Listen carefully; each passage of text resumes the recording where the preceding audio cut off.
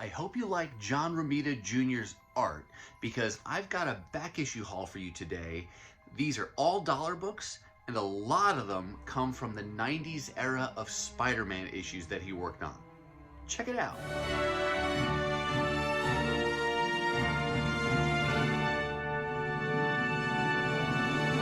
Hey everyone, and welcome to my channel. My name's Chris and this is Northgarden Comics.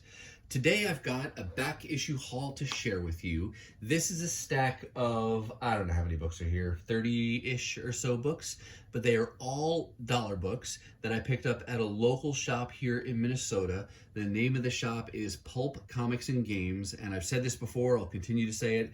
It's my favorite place in my area to do dollar bin diving because I can find a great mixture of current titles as well as recent back issues, and then sometimes even things that go back as far as the Bronze Age. And sometimes you can find things in good runs, so you can make good progress on a particular title all at one time. And so for all those reasons and more, I love their selection. I love to go down there regularly to dive in their dollar bins, and today's no exception. So got a mixture of things to share with you. Like I said in the intro though, a lot of this is going to be focused around John Romita Jr.'s art from the 90s era of Spider-Man titles. So Spider-Man and then Peter Parker Spider-Man. You'll see even a little bit more John Romita Jr. than that, but that's where the bulk of this haul comes from. But we're gonna start with some of the other books that I picked up as well. Most of these things are gonna be from the 90s or more recently, just so you kind of know where the expectations are. So starting off here, we've got Cable. This was his first ongoing title. This was a title I collected, you know, kind of on and off, mostly around the Age of Apocalypse era, because this was the title during Age of Apocalypse. This was retitled as X-Man. So I probably have some of the Cable issues before that and then a few after that, but not a lot from the rest of the volume. I think it went for a total of 107 issues, and this issue is number 19. When I picked this up, I didn't remember at first why it was even on my wish list. I did look, and it is considered a minor key in CLZ that this is the first appearance and first cover appearance of Tyler Dayspring, who I believe is Cable's son, and he appears as a character named Genesis. But that doesn't seem like it really would have been a significant reason for me to put it on my wish list, but maybe that's why. Maybe it was another reason. I don't know. But when it's just a buck and I see it on my wish list, I'm going to go ahead and grab it, and, you know, I'll question it later. But on this particular day, I picked up issue 19, and then I also grabbed issue number 32. This issue, I'm pretty sure I picked up because it ties into the Onslaught story, and that's a story that I had most of the issues that were tied into that, but have been fleshing out those little gaps and filling those in here and there as I can for cheap. And, you know, for this volume, let me know if you're collecting this volume at all, or if you collected it when it came out. In addition to these two that I've shown you, there's a handful of issues, you know, in this range of numbering. I forget who the artist is now, but there's some covers that really just, when I see them, they always flash me back to this era of comic book collecting, and I'll probably continue to add some of those to my collection, but for the most part, I'm not really collecting Cable. I did at one point not too long ago pick up the final issue in the volume, issue 107, and I got that simply because, you know, I'm a collector who not only likes the number ones, I like number twos as well, but then I like final issues of volumes. Those tend to have the lower print runs, maybe a little bit harder to find. So anytime there's a run that I'm collecting, or a volume I should say that I'm collecting, if I find that final issue, I'm liable to pick it up just because it's another kind of a fun little bookend issue to be able to have. So got those two Cables. Keeping kind of with some 90s nostalgia, we're going to shift over here to Image. This is Cyberforce number 0. Cyberforce was, at the time, to me, a cool title. I only ever got the first 2 issues when it came out, and I seemed to have been interested in a variety of Image titles, but only for a little bit. Like, I have the first couple Youngbloods, the first 2 or 3 Spawns, the first 2 or 3 Wildcats, the were any others? I didn't ever get Savage Dragon, but you know, that Wetworks was another one. So I got a couple issues of each, but then dropped off. And the last several months, I've been getting more and more into this 90s nostalgic vibe, and I figure every time I see these books, they just give me those good, warm, nostalgic feelings. And I don't know that they'll ever be real spendy books, but I figure while they're cheap, why not go ahead and pick them up, and I can find them in really good condition. So I got issue 0 on this day of hunting, and I never knew it until, you know, after actually looking at this a little bit.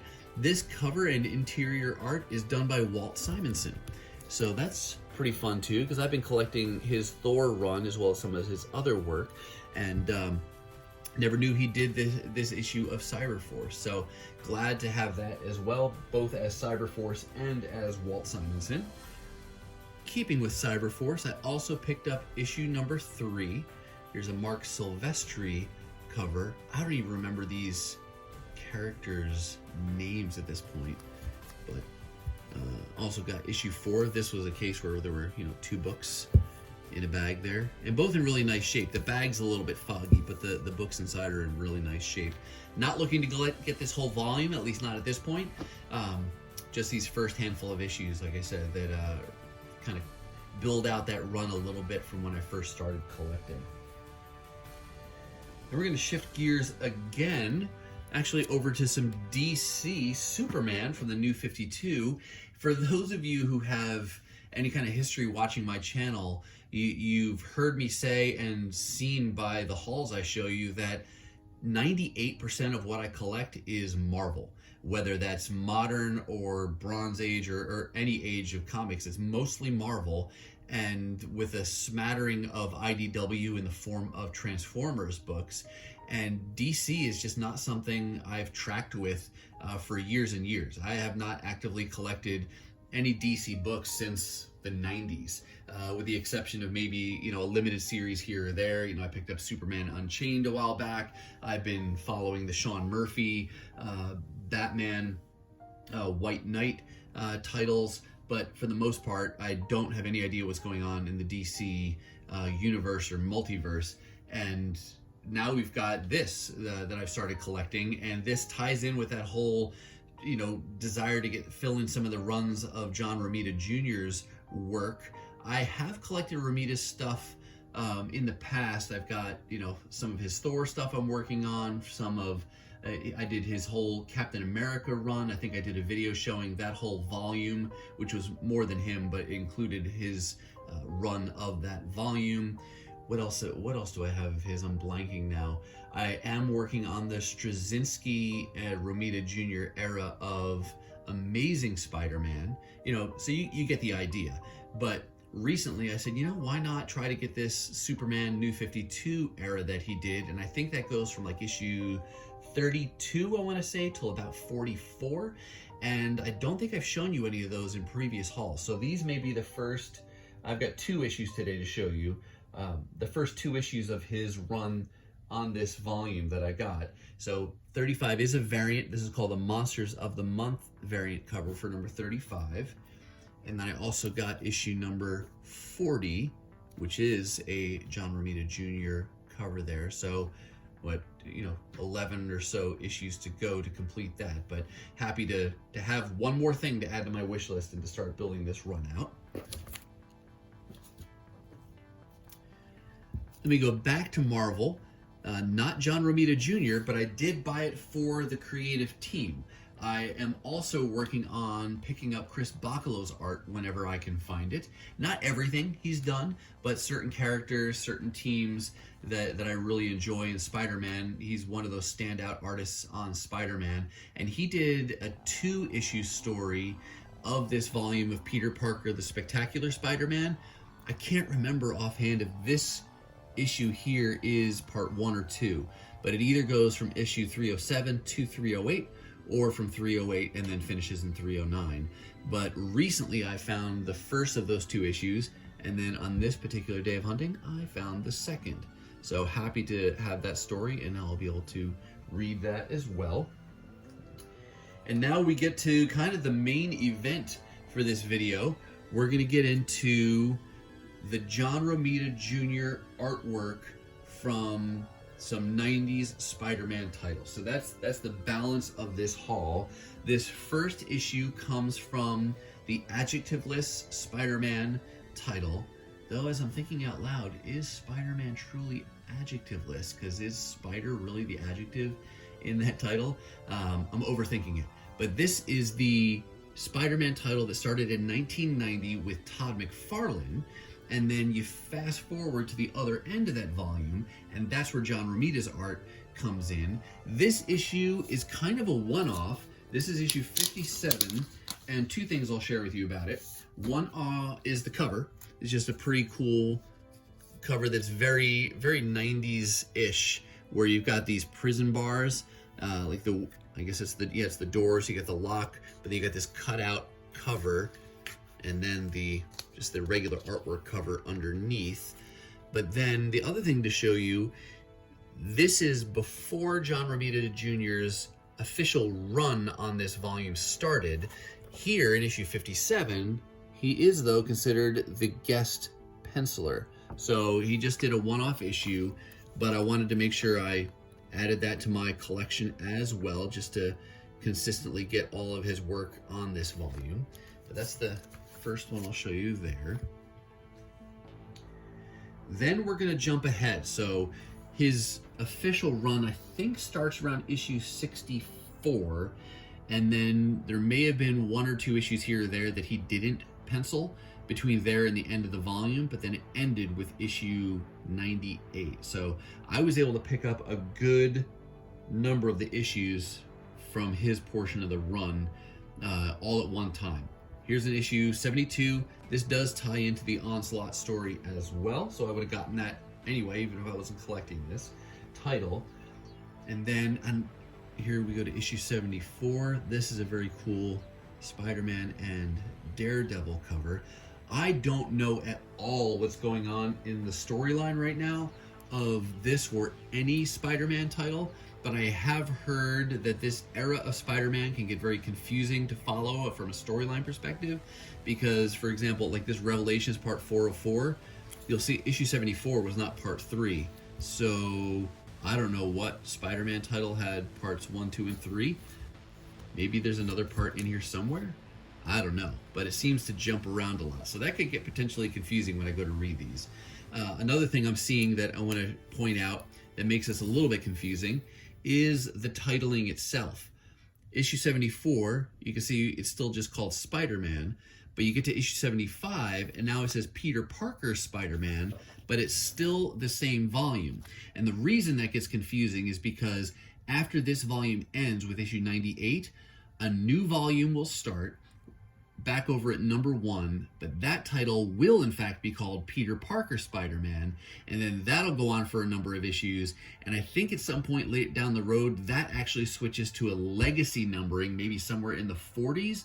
So for a person coming in just knowing, hey, I want to get John Romita Jr.'s art, it took me a little while to figure out what volume is the issue I'm holding in my hand come from. Like, does this come from Spider-Man Volume 1, or is this a later issue in the Peter Parker Spider-Man? So it got confusing. I think I've got it straight now, but just figured I'd point that out for any of you who might also be collecting this. And if you are, let me know if you've had similar moments of confusion. But continuing on here, that was issue 75. Here's issue 79. Is that... I don't know who that is. Is that Apocalypse from the back? I don't think so, but maybe. Like I said, I don't know what's going on in the story right now. Cat has come to the city. Alright, so issue 81. Here's issue 82. 83. It's a cool cover there with the vertigo. 84 with some Juggernaut.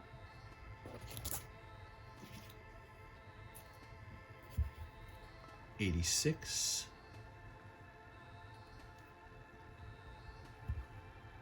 87. It's a cool kind of blizzard cover there for issue 88. With the jack-o'-lantern flaming there. cool Punisher on 89. Punisher, Spidey. Who's this? Anybody know who this character is? I don't recognize them by this cover. If you know, let me know in the comments. There's issue 90. I like the colors on that too. 90s definitely were a great time for brightly colored covers. 91. Sorry, looking at the prelude to something. But then Identity Crisis. I don't know if that's a continuation or not. Oh yeah, oh, still got more Identity Crisis. 92, okay. Here's 93 with a very nice Ghost Rider cover there. 94. There's 95. Skipping 96, we go to 97. And then the final issue of Spider-Man Volume 1, issue number 98. So that actually concludes the Romita Jr. run on this volume, but it also concludes that volume. So we'll go ahead and ship those over here.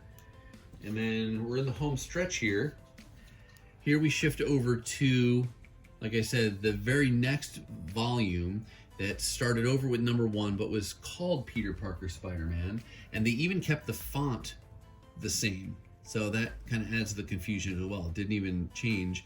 And the creative team is the same. So you got Mackie Romita Jr., Hannah, Mackie Romita Jr., Hannah. So that stayed the same as well.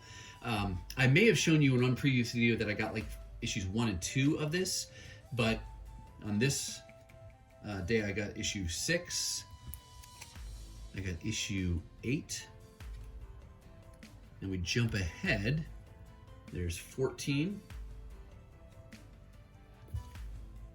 15, 16 with some Venom and Sandman on the cover.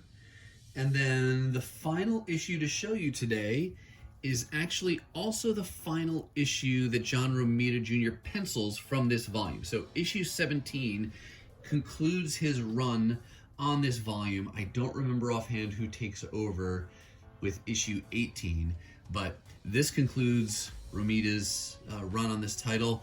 Cool Kraven the Hunter cover on that for issue 17. And like I said, that's the last issue that I've got to share with you today. Still some more issues to go to complete this era of Romita Jr.'s art on Spider-Man, but I am not complaining at all about that level of progress that I can make all in one day of hunting. All right, that's going to do it for me, and that's going to wrap up this back issue haul of Dollar Bin Books, featuring a lot of John Romita Jr. art from the 90s Spider-Man titles. I do hope you saw something that you liked, but what about you? Are you collecting any of these titles or issues or runs? What kinds of things are you finding in the dollar bins these days? Let me know down below. Now, if you're not quite ready for the YouTube fun to stop, I have hand-selected a couple videos here for you to check out. As always, thank you so much for watching, and I'll see you next time.